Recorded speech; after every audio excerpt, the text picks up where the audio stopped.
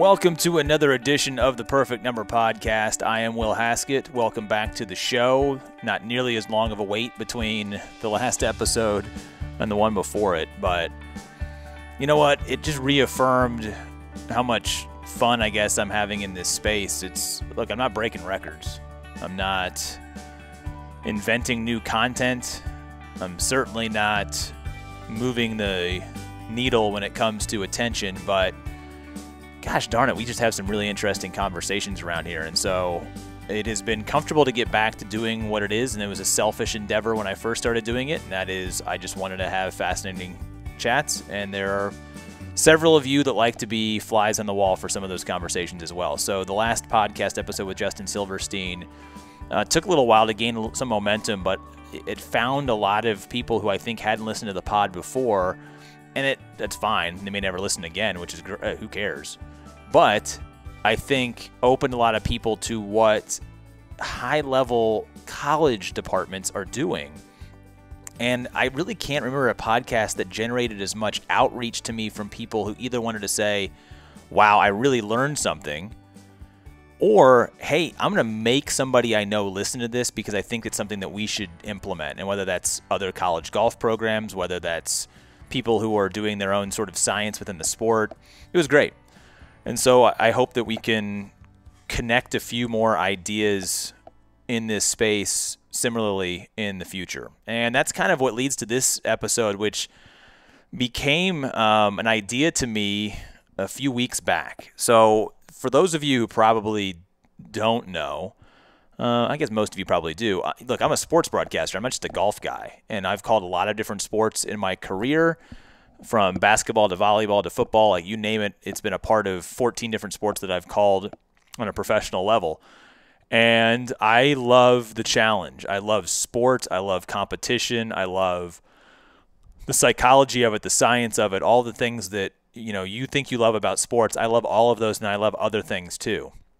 And so anytime I get a chance to call a new sport, I get really excited to learn about it, and even more so when it's kind of a fresh sport. So if you're really unaware, I've been calling now for the third time or fourth time on ESPN the World Axe Throwing League, which, if you know axe throwing and wherever you may be from, there's facilities all over the world.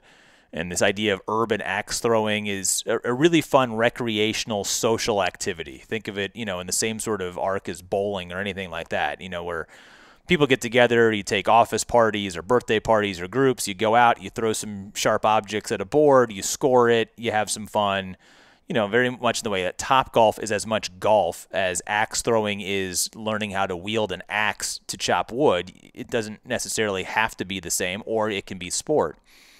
And it's very new, it's very young, and they're still sort of figuring out in a lot of ways how the sport can become even more competitive at the highest levels.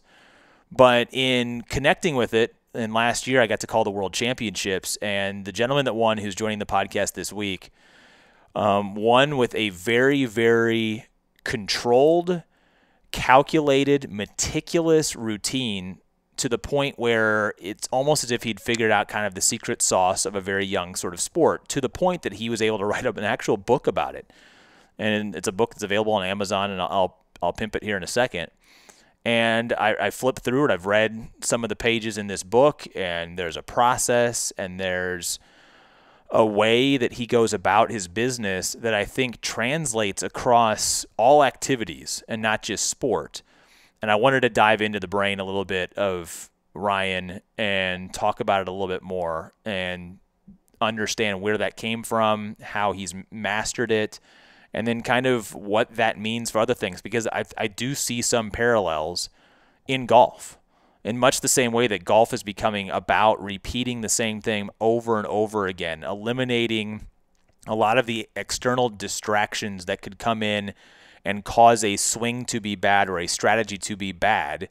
You can apply to throwing something at a target, whether that's darts, whether that's an axe, whether it's a knife, whether it's a shovel, whatever it might be that they're going to throw at this target. And so upon reading that book and talking a little bit with Ryan on site at the last championship I called, it just felt like a conversation that I wanted to have because I wanted to see if there were some crossovers and some takeovers as it related to golf. So, without further ado, here's my chat with the reigning world champion of axe throwing, at least in the hatchet division. Those would be the smaller axes. This is my chat with Ryan Smith. His book is called The Perfect Throw, Mastering Accuracy in Competitive Urban Axe Throwing. He is the 2020 World Axe Throwing Champion. He is Ryan Smith. Hey, Ryan, how are you? I'm pretty good. How are you doing? I'm fantastic. Aloha. You are now stationed and based in Hawaii. First and foremost, for the audience, you are active duty in the U.S. Navy. So first and foremost, thank you for your service. And I can't imagine that there's too much room on a submarine to throw an axe. So I know it's been a little bit difficult to practice your craft since being moved out to Hawaii. But how are things in the islands? Thanks so much, Will. And yeah, aloha. The weather here is perfect. Everyone here is super friendly. My command is amazing. They actually accommodated me to be allowed to go to the U.S. Open very recently. So I could not be happier. I can't. You're right. I cannot throw very much at all here in the first place.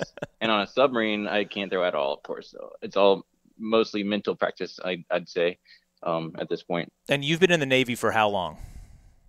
I've been in the Navy. It'll be 17 years in July. Yeah, that's amazing. And still active on the submarine right now, which I guess just sort of lends itself to the obvious question for those that don't know the backstory of how you became a world champion in an obviously very young sort of sport, but how you discovered it and then kind of got addicted, I guess, to the competitive side of it. I discovered it because my fiance, and she was my girlfriend at the time, she took me on a date axe throwing. I didn't know anything about it at all. I have been in different sports leagues before, as in like bowling. I did a lot of like darts throwing just for fun, things like that. But axe throwing, I thought was, oh, we're just throwing something at a wall one time for fun. But it ended up being a competitive sport, I found out, with leagues and the like. So I got hooked the first day and joined a league and threw terribly. I was pretty bad. For the first few months, actually, in leagues, I was, just trying my best, and we were just kind of isolated over there in Virginia. We didn't have any pros or high-level throwers to the level that are on the top of the leagues or anything like that. But they invited me, the venue owners invited me and my girlfriend at the time to go to the U.S. Open in 2019. So we went to that, and I did terribly, but I learned so much from the community as a whole. They're very, very accommodating for new throwers to teach you how to do things. So I just sucked it up, and I wrote everything down, and I tried to take all the things I learned from all the different throwers and types of throws and put them together and make my own throw. My throw at the time was a terrible, not ergonomic at all throw, and I basically changed up entirely, and I immediately started throwing better. I decided, hey, I can actually go somewhere with this, and I tried to look up some research on axe throwing to see if I could find some books on it, and sure enough, they existed, but they're telling you how to throw at a board and have it stick more and the physics of it, but they didn't really tell you how to throw accurately. There's master classes in darts. There's an infinite amount of resources in, for instance, golf to show you like mental aspects and how to do things, how to hold it, different ways to hold your club, for instance, that doesn't exist for axe throwing at all. So I pretty much had to start from scratch, and I was just building my own throw at the time. But I like to document everything. I like to make sure that I don't redo work, if that makes sense. Sure. So built my own throw, and then I actually ended up qualifying for the World Championship that year in 2019, and I didn't do that badly, actually. My throw is a completely, as you can see, like as you've seen, my throw is a lot different than most other people's throw, but I ended up taking 9th place in the Worlds that year. So I'm like, okay, this is within reach. This is doable. So over the next year, I worked on it, changed it, researched, and found out how much mindset really played into it. Once you got a throw down, it's all mindset. It's so incredibly important. I would say 95%.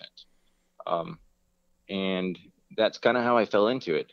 The book came from all the research and all the notes I did. I basically put all together. I'm like, hey, I want throwers that just started out their first year to have an actual resource to go to to break through their limitations and take those plateaus where you're throwing and you just can't get any better after like a month. You're just like, I can't, what else can I really do?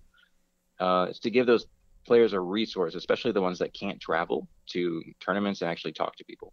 So hopefully it elevates the sport in that manner. And I hope that other great throwers with different throw types give their input and one day like make books of their own as well. Yeah. Okay. So a majority of my audience has never seen, any of the broadcasts I've been a part of, has never seen you throw, has probably never seen any professional axe thrower sort of throw. And the way that I liken this is, I'm not here to judge whether or not a sport has long-term lasting power, whatever it's going to be. I just love competition. I love sport in general. And the thing that fascinates me so much about something like what the World Axe Throwing League has done to legitimize the competition of axe throwing is that your story is incredible, right? You picked up an axe for the first time, and a year and a half later, you're a world champion. It's like golf in its very infancy. It's like right now we have so much history. We have so much data. We have so much biomechanical recognition and everything that goes into creating what is the perfect competitor, not to mention the demand of it all, that it's evolved after centuries into being as highly competitive and highly sought and finely tuned. Whereas you're in a sport that it's at its very infancy. So like you said, you're learning about it, and what you're learning sort of becomes the pathway forward. And what was interesting to me, Ryan, and I'll get to a question here eventually, I promise, is that the first time I did the World Championships was in 2018, which I think was the first time it was on ESPN. And there were a couple of competitors in that competition who were throwing an axe the way that me and a buddy would have done it in the backyard after 2 or 3 beers at a tree in the distance, right? Like a lot of wasted motion, a lot of testosterone, a lot of stuff that's going on there. And the sport has refined so quickly into very repetitive sort of motion. How rapidly did you identify that, and then within that start to hone what you thought is a perfect motion, repeatable motion? Oh, so that's actually an interesting story. My throw wasn't born from like, hey, here's an idea, let me do it this way. It was born from, again, in the 2008, it was the 2019 U.S. Open. Yeah. My throw was terrible. It was like throwing a baseball. It was not good. I was as good as I could probably get with a throw like that, but it wreaked havoc on my shoulder. After the long practices leading up to it, and then the competition itself, my shoulder was so shot that I couldn't even lift my elbow above my shoulder. It was done. So I could not throw my throw, but I wanted to practice these new things I'd learned. So what I ended up doing was I could only lift the axe about to my head level. So that's all I did. And I figured a way to make it work and get it to the board. And I figured out very quickly that taking away movements, simplifying, was the key to being repetitive motion. Doing it exactly the same way each time is much easier if you have less things to worry about, basically.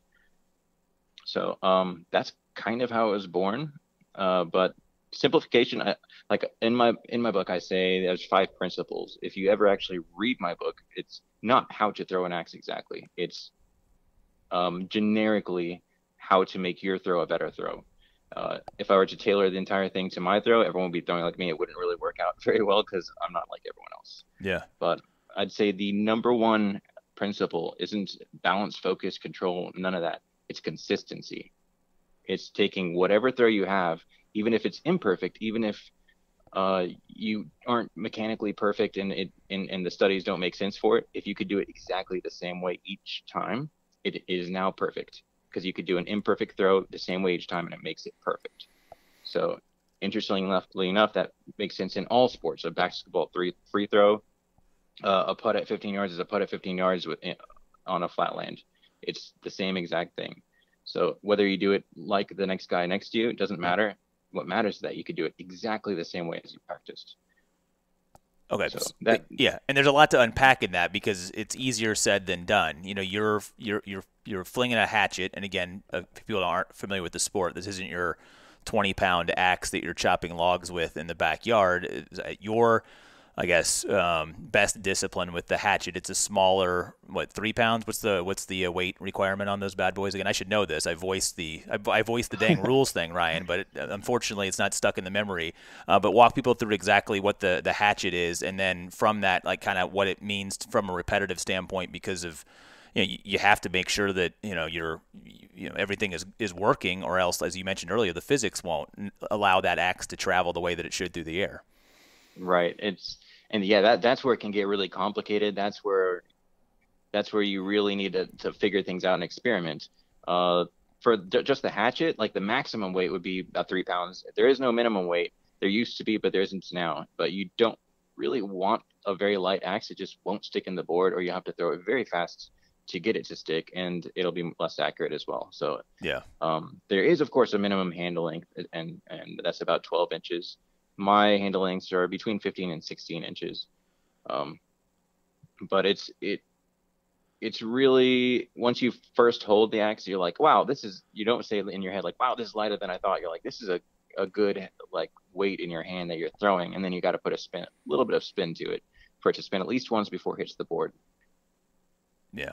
When you say throw, I keep thinking swing if I'm crossing over and talking about golf, right? Because it's like that's where it is. Like, you're trying to repeat the same throw, like so many are trying to repeat the same swing. And I don't want to completely take every single page in your book and read it verbatim to the audience here, but you mentioned the 5 principles. Those 5 principles are? Oh, those are balance, focus, consistency, control, and stability. And so, and within those, I think this is where it's interesting to unpack it, because the more I started reading a lot of this, the more I realized that you could translate this, as you mentioned, to so many other sort of sports. There's definitely technical aspects to what you do in terms of your form, how you're setting the axe, where the step is sort of going. But I want to focus on some of the things that I think make you unique and so successful at what it is that you do. The first of it being the focus side of it. And I think that a lot of this has to go back to, obviously, your military training and what you do day in and day out for your job. How much does what you do, or what you have learned, or what you have been taught in the military then translate to being able to focus on repetition in a sport that demands it, throw after throw after throw? Well, ironically, I would say it doesn't directly contribute in that manner. I would say it contributes in the way of research, because there's a lot of research that goes on in my job. It's less formal repetition, like if you're to do a gun drill or something in the Marines, but it's more research. If we're trying to take a piece of equipment to work on it, and we have to research all the power supplies and all the inner workings of it to work on it and to make sure it's electrically safe, we have to study diagrams and research a lot. And when we qualify different things, we have to study and research a lot in a very short amount of time. So that really is how it contributed towards that, because it was based on my research into different sports and into the structure of how things worked the most efficient way. That is how it actually helped me. What did you find from other sports that helped you the most? Let me jump off there. What did you find from other sports that maybe impacted your process the most when you were really trying to hone it? I would say the number one thing that impacted it would be darts throwing. It's well-documented sport. There's so many studies on it. It's incredible. They attach sensors to these pro throwers and amateur throwers' arms and watch the spatial animation of their throw, and you could see the minimal movement in the pros and the wasted movement in the amateurs. But it's really just getting in the zone.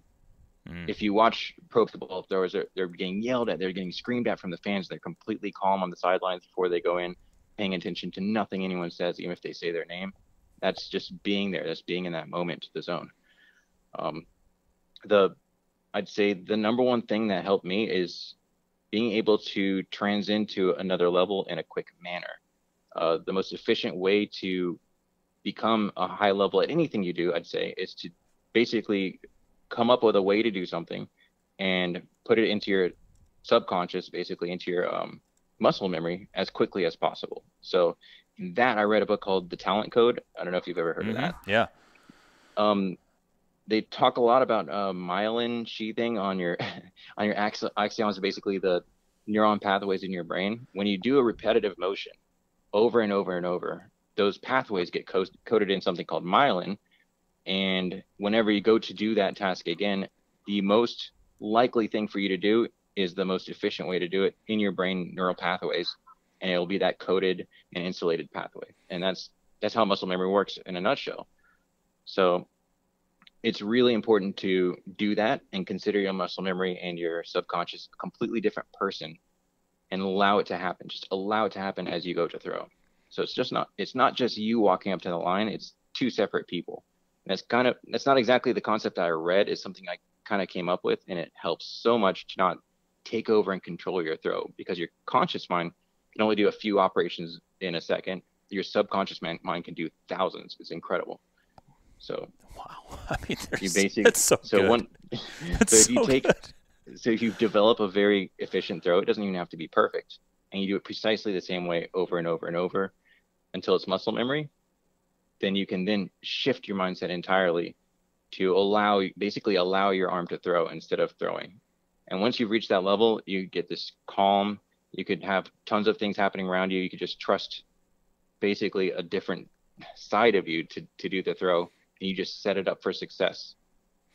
So you could consciously set up and then allow your arm to throw. I can't wait to audio clip this. I mean, in one answer, you use spatial animation, wasted motion, myelin neurons. There was a number of other things that I'm trying to jot down as quickly as possible. I'm actually staring at my perfect practice putting mat in my basement while recording this, and I'm thinking to myself, like, yeah, if I blindfold myself and just would train that feel a little bit more, because, I mean, again, like, you're throwing at, for the most part, depending on the discipline, but you're throwing at a target that's always the same distance away. There aren't a whole lot of other variables that are sort of going into that act. So you're sort of training one motion that goes over and over again. If it's a golfer, a 5-foot putt is different than a 10-foot putt is different than a 15-foot putt, but the mechanics of that should still be rooted in the same thing that you're sort of addressing. And so this idea of detaching your conscious mind from your subconscious mind, where you've already hidden what needs to be successful, makes a ton of sense. Now, how Joe Schmo like me can figure out a way to shut off that active brain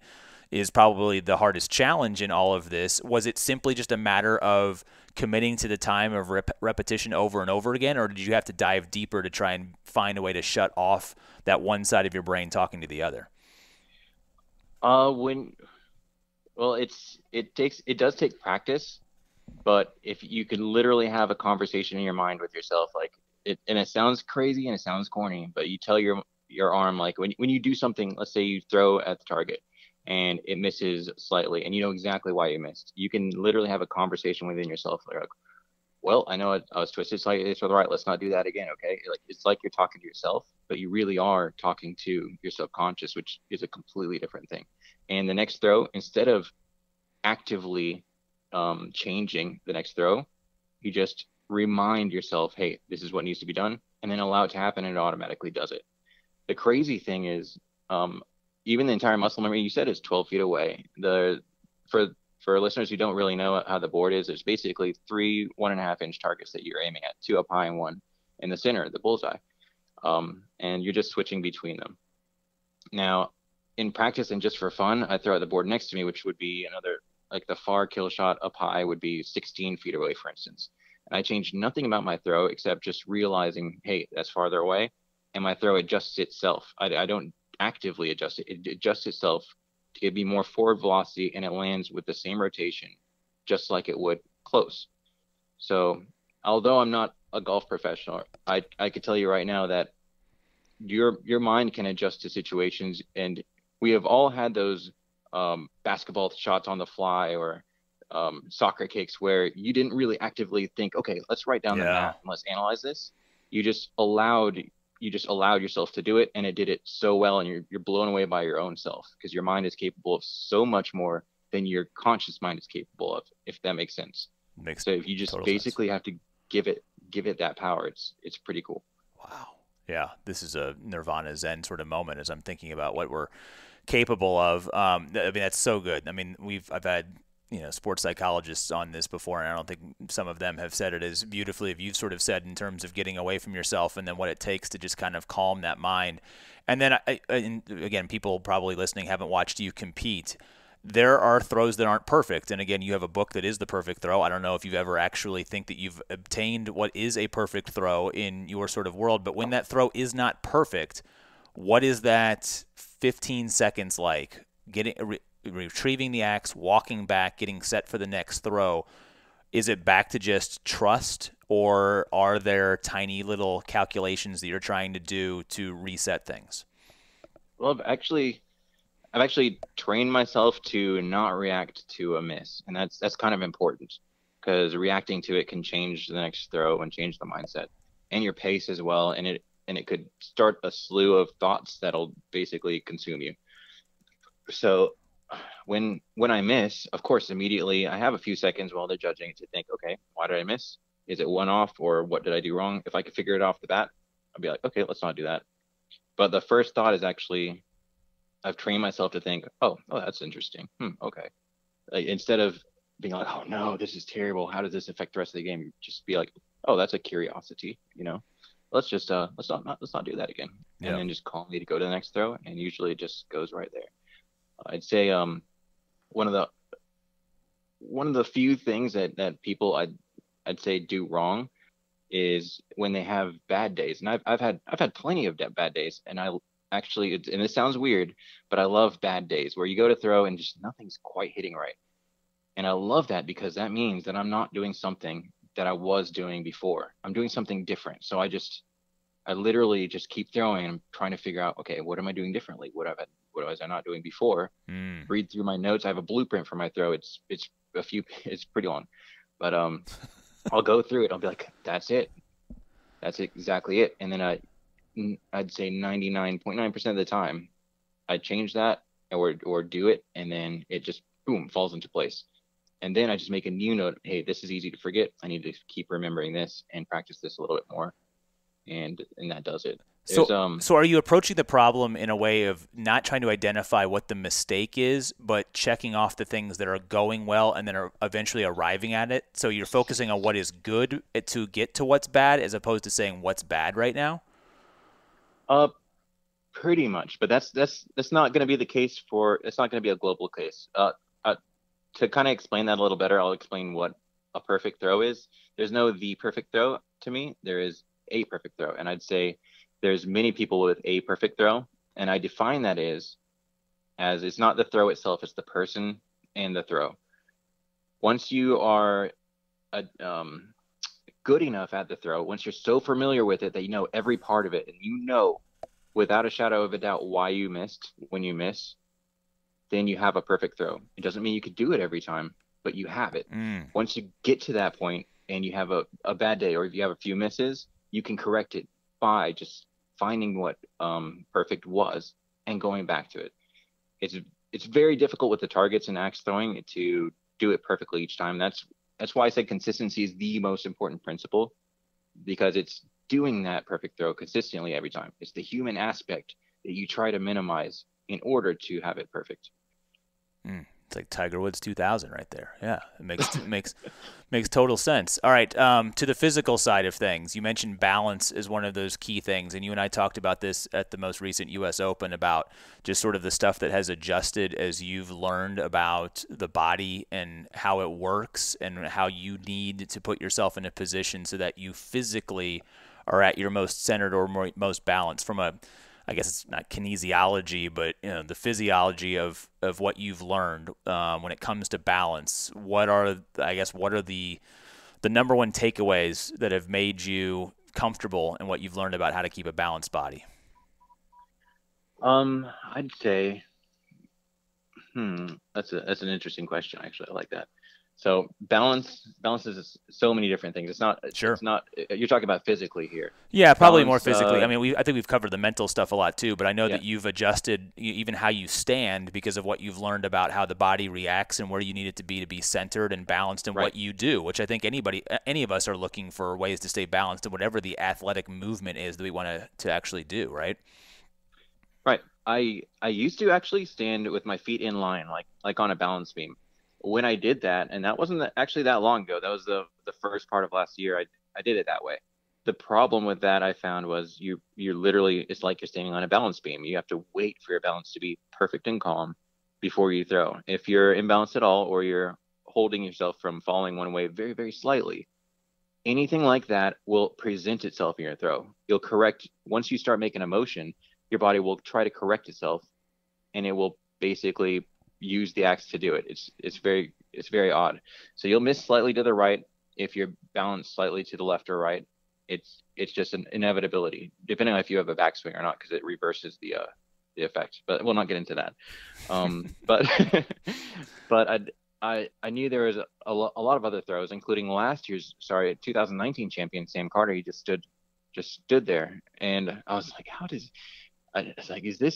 could this really be right? And I discovered that it wasn't the most perfect way ergonomically, but it was the most solid and stable and easiest to work with, just to have your feet shoulder width apart next to you and engage your toes. And it provided such a solid platform that everything else was just a few percentage points better. And so I just adopted that right away. And this was in the just months leading up to last World Championship. I switched from that stance, the front back stance to the sideways stance. But balance goes all the way up to how you hold your axe. When you're holding an axe, you'd think, oh, it's just gripping it, right? You have to have exactly the same pressure, left to right, front to back, all the way around, because again, it'll basically release itself if there's more pressure on one side when you throw. A really interesting one is hip twist, where I don't know if you're familiar with shooting rifles, but Boy Scout days way back in the day, but no, I'm not much of a rifleman these days.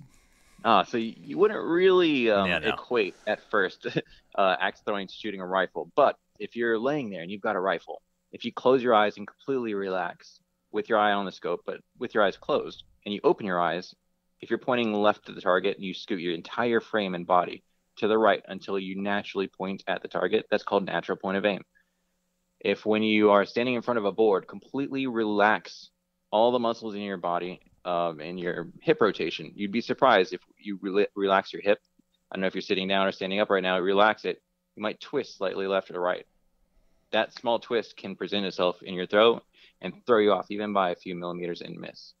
So if you do that and then do your throw, after not very many throws, you'll find out you're consistently missing one way or the other. You can adjust slightly, and boom, you just lock it in. Wow, I'm painstakingly thinking of people driving around in their cars trying to balance their hips right now. Like, which way is my dominant lean? Where am I imbalanced? That's a really good body awareness move there. That's one of the reasons why I got that. They call it the Smith wiggle. I guess some people, where right before I throw, sometimes I'll try to relax myself, and I'll just kind of wiggle a little bit just to make sure I completely relax and I'm completely calm and balanced. And then I could just take the throw. Most times I'd say, I don't want to speak for Mike Philibon, but I know these top level throwers, most of the time, it's hit the target before you even move the axe forward. It's that you feel it that well, and you may not feel it and still think, oh, it's probably going to hit, and it probably will. But most great throws, even before you took any motion at all, this is going to be dead center. Wow. Breathing, too, is a big part of it. You don't let your breath get too far ahead. I mean, it's obviously not a sport that is cardiovascular in nature. You're not moving around as much, but you control your movement and you control your breath because of what you've learned in that, right? That's true, actually, yeah. The breath has two different points for your breath, actually. If you want to, of course, have your breath in the same place each time, either in or out or neither in or out, and just relaxed. But breathing slowly, in a competition anyways, breathing slowly is taking control of a subconscious process, which slows down all the other processes and reminds basically your heart rate to stay low, keeps your nerves down, keeps the blood from pumping more oxygen into your muscles, which expounds any effect of adrenaline that came from nerves. So if your heart's pumping slower, all of that, everything goes right back down. So breathing is incredibly important. In fact, it's the biggest subconscious act that you can actually take control of on your own. Do you have any tips? Because I mean, again, golf, you're outside, average golfers are walking from their cart, to a shot, depending on your level of fitness, that might sort of elevate things. If you feel as if the heart is racing, if you feel as if the breath is getting ahead of itself, and that's something that's going to have a sort of a domino effect physiologically sort of moving forward, have you learned tips or tricks to try and calm that back to a place of regularity? I actually developed my own technique. It's one of the very few secrets that I have, Uh-oh. but I'm very sure that others have figured it out as well. But along the lines of, and this will help a lot. It's total relaxation is very difficult. As in, even someone who thinks like, hey, you're just sitting here, you're relaxed, you're chilling. You're not completely relaxed. If you just completely relax every muscle in your body, your shoulders will drop. Uh, any unnecessary muscle, even if you're standing up, just stops and relaxes all the way up to your face. You're using muscles in your face and you don't even realize it until you actually go forth to just let it go and your face drops. You're like, oh my gosh, okay, all that tension was there. Relaxed, total relaxation in a really non-physical sport like axe throwing, you'd think it's very physical, but total relaxation is the key to calming nerves. How you do it is control of not just your body but emotions, and that's a really tricky thing to do. That takes a little bit of practice. People like to say, and I've been taught that only experience under pressure is the only thing that's going to reduce nerves, and that's not necessarily true. Oh, here's a great tip for that as well. If you're really nervous in a situation, you say you went to a golf tournament and they expected a lot of you, and you were just nervous going in and you knew you were going to have tournaments in the future that way. If you go into it thinking, okay, this is awesome, I'm going to feel nerves, it's really actually hard to get into a situation where I have nerves like this. So this is going to be a valuable experience, and you're happy because of it. Even though you're nervous, even though you may not be at your peak performance, if you are happy because of it and be like, okay, I'm feeling the nerves, this is where it should be, next time it's going to be less. The next tournament, instead of remembering being worried about nerves, instead of remembering trying to get rid of it, instead of remembering that it was a bad experience, you remember it as something good and positive, and your body reacts differently. Nerves, all they really are is fight or flight. I don't know if you've ever fought a bear, Will, but I've not. but these tournaments in any sport, really, these tournaments in newer throwers especially, are a bear in your life that you've never had a bear run at you. So this is your body's saying like, hey, this is a threat, and it reacts accordingly, fight or flight. It pumps more oxygen into your body and adrenaline. It gets you ready to either run or fight. You get a little bit shaky because you have all that extra energy pent up. So if you basically force your mind to realize this is not a threat, the next time it'll remember that, and it won't. Your subconscious, your other self, will be like, what? There's nothing to really worry about here. This is just normal. And it'll be less and less and less until eventually you can, trust me, you can actually reach total calm as if you're throwing in your garage. If you're practicing your backyard, you could reach that. Wow. Dude, this is so good. You should write a book or something.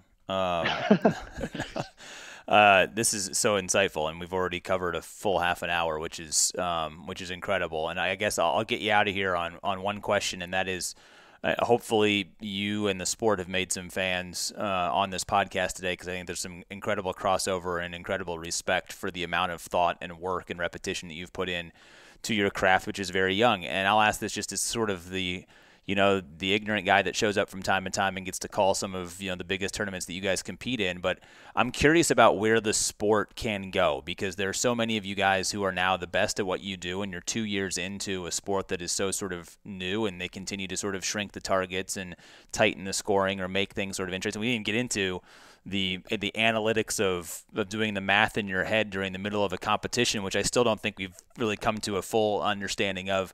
With all the scoring sort of changes of it all. But where do you want to see your sport go as it tries to, grapple for a foothold in the consciousness of the sports fan out there? I'd say the first step is kind of already there, getting it broadcast so people know about it, know what it is, know that there's leagues out there for it. But second of all, this sport was growing even during the pandemic, which is incredible. This was one of the few sports that did so, and they had online throwing with different league members playing with each other on the internet. The community is incredibly good. There's competition, but it's all friendly competition. The community all supports each other. and lifts each other up. It's not a big bunch of burly, brawny dudes throwing and bashing heads. Everyone's just having an amazing time. A lot of them are burly and brawny, though, Ryan. I mean, we got to admit, they're very nice people, but they are very burly and brawny. I'm like almost too clean cut for the sport, I guess. But like bowling, it just took off. This is a cool new thing that you could do with your friends, with your family, and it's gonna have the recreational side that's super fun. It's so fun to throw something sharp and have it stick in a wall. So fun. But then there's also the side of bowling where it's the pro bowling. It's the competitive side of people. Certain people that just have more fun when they're competing. It just kind of splitting into those two sides now because the sport is so young. But it's growing rapidly, so rapidly. There's new venues popping up everywhere. It's almost like the bowling of the 21st century, I'd say. Yeah, that's cool. So I see it going really far. Yeah, no, it's been a pleasure to be on the call for a few championships, including your world title last year. Just promise me that if you have a 5-point lead going to the final throw of a best 2 out of 3, and the guy's going up, that you don't follow him up there, because the analytical guy in me almost fell over in my chair when that happened at the U.S. Open. I was like, "There's no mathematical reason for you to go up there other than good sportsmanship. Can we at least identify that elephant in the room, Ryan?" Yeah, I don't know how I'd agree with that call, but I do know that when you know you're gonna hit, you're gonna hit. Even the final throw, which didn't even matter in the last Worlds, I just looked back at my fiance, just looked back at her and just as lock eyes were there before I threw, because I just knew it was gonna hit. When Mike does it and he knew it was gonna hit, I don't blame him. Do it, just do it. But if he missed, though, Ryan, he could have thrown it anywhere on the board without calling kill shot, and he would have won as long as the axe made contact with wood. But I don't know. It's going to take. I'm still not recovered from it, if you can tell from it. But yeah, you're right. He was in the zone, and he's like, I wasn't going to miss, and he didn't miss, so it didn't matter. So that's how it was written at the U.S. Open here in 2021. Hey, man, I appreciate it. Again, anybody can go to Amazon and find The Perfect Throw, Mastering Accuracy in Competitive Urban Axe Throwing. And again, you may not even want to pick up an axe, but you can read it, and it will help you with whatever your athletic endeavor sort of is, because that's what I read about it when I was reading through it. Hey, man, thanks so much for the time. This is awesome stuff. Hey, thanks for the invitation, Will. I had a great time. All right, I don't know about you guys, but that was awesome.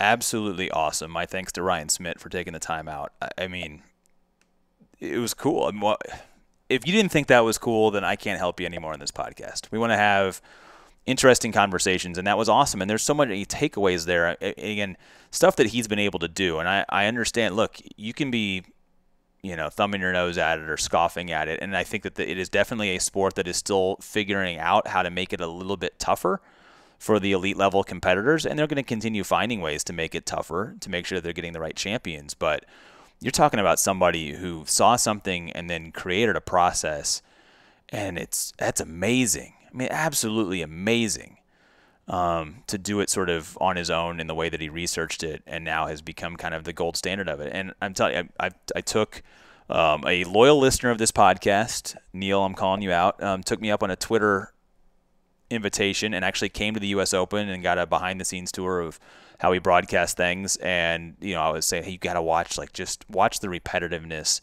and the ability every time to deliver. And while you sit there and say to yourself, I can do that, then you kind of think to yourself, how much harder is throwing an axe 12 feet and hitting a 1.5-inch circle, and by the way, sticking on the board? These guys hit bullseyes at a clip of 80%. 85%, and PGA Tour players make 8-footers at a 50% clip. Again, that's an apples to oranges comparison, but when you talk about the ability to do something over and over again at that high level of success, I mean, it's pretty remarkable, and they've done it a lot on their own, just with time and then learning about themselves. So there was just so many things there that I'm going to take away from it. I loved the lesson about nerves. I mean, I've always battled nerves. I talk about it in terms of confidence and then how you can use confidence to overcome nerves. And I think I'm complicating the process too much in what he sort of talked about. The breathing exercises, the unconscious, the subconscious versus your conscious self, and, going through the repetition and then having trust in it, the accepting failure idea of it, in that it's not allowing yourself to focus on what the result was, but just go right back into the process. You hear a lot of the same sort of stuff.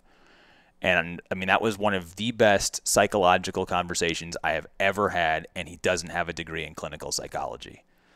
So again, my thanks to Ryan. And again, thank you to his service. I didn't ask him how many tours. I mean, he's been on, I think, 3 or 4 tours I heard. And then, we didn't even get into his actual background. So it's not like he's a cadet firing a gun off the front of a submarine. No, I mean, he's an engineer in the U.S. Navy and is handling significant problems that I will never understand, talking about sports from my privileged perch. So I hope that that was enjoyable for you, because it was very enjoyable for me. And I think that there is opportunity for us to find more individuals who do this. I should get like Major League Baseball pitchers who play golf as well. Get John Smoltz on the pod. I bet Smoltzy's an analytics guy. We'll make that happen. Anybody know anybody? We'll connect the dots. Either way, thanks for the time, guys, and we will continue trying to have these great conversations. My thanks to Ryan Smith. Again, go to Amazon. You can buy his book. Just because it has nearly the same name as his podcast is completely coincidental, but apparently great minds think alike. We'll talk to you here next time on the Perfect Number Podcast. Take care.